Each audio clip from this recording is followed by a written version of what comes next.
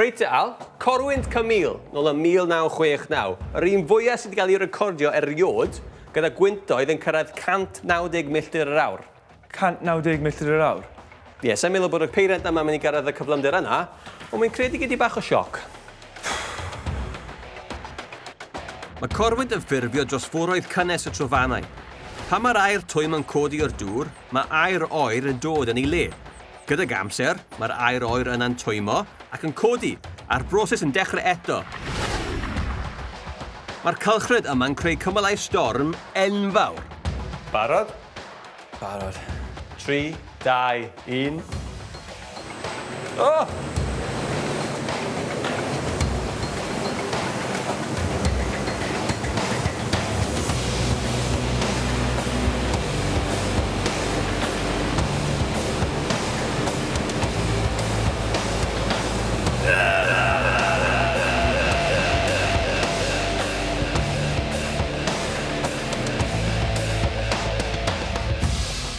Ti'n oce?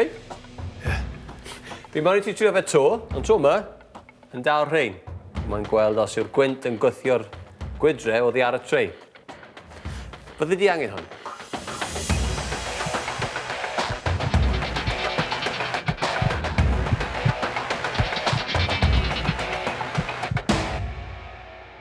Rhys, ti'n meddwl bod hwnna'n syniad da? Ydw, ti'n edrych yn greit. 3, 2, 1.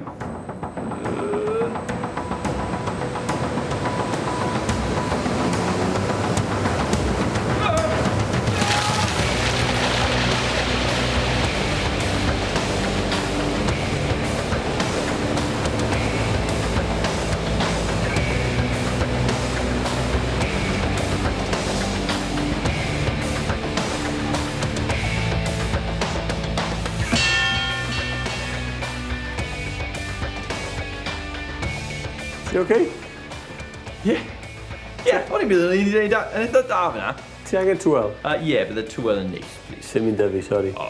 Ta, weledi. Okay. Diolch, Rhys.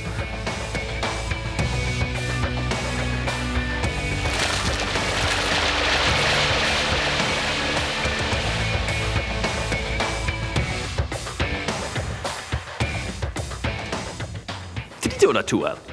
Naddo, pam? Rhys, mae'r siwt mae'n socan! A mae'r pants fi'n wlyb. Rhys? Rhys!